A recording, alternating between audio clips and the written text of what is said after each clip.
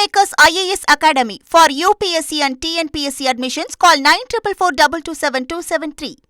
பாமகவில் அக்கட்சியின் நிறுவனர் ராமதாஸ் மற்றும் அக்கட்சியின் தலைவர் அன்புமணி இடையேயான மோதலை தொடர்ந்து மாம்பழம் சின்னத்தை முடக்கி வைக்க வேண்டும் என்று கோரிய ராமதாஸின் மேல்முறையீட்டு மனுவை ஒத்திவைத்திருக்கிறது உச்சநீதிமன்றம். இது தொடர்பான முக்கிய செய்தியை நாம் பார்த்து வருகிறோம். கூடுதல் விவரங்களோடு இணைகிறார் எமது செய்தியாளர் வெங்கடேசன்.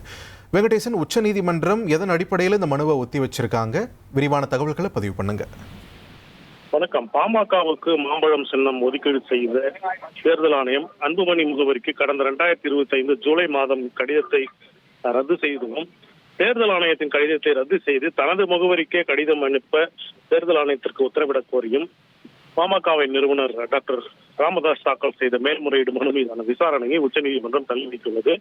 இந்த மேல்முறையீடு மனுவை உச்சநீதிமன்ற தலைமை நீதிபதி சூரியகாந்த் தலைமையிலான அமர்வு விசாரித்தது. அப்போது அன்புமணி தரப்பில் ஆஜரான மூத்த வழக்கறிஞர் மீனாட்சி அரோரா, இந்த விவகாரத்தில் விசாரிக்க எதுவும் இல்லை, தமிழ்நாடு புதுச்சேரி சட்டமன்ற தேர்தல் அறிவிக்கப்பட்ட நிலையில் இந்த விவகாரத்தை விசாரிக்க கூடாது, இதில் ஏற்கனவே உயர்நீதிமன்றம் கடுமையாக முயற்சித்தும் தந்தை மகனுக்கு இடையே அந்த சமரசம் என்பது எட்டப்படவில்லை.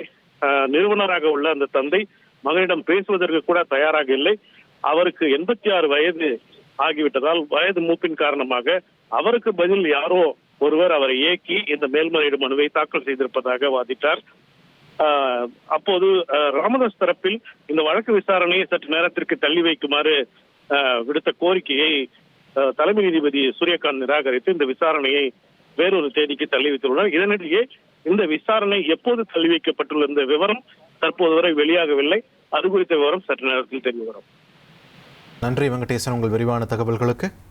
Kingmakers IAS Academy for UPSC and TNPSC admissions. Call 9442272273.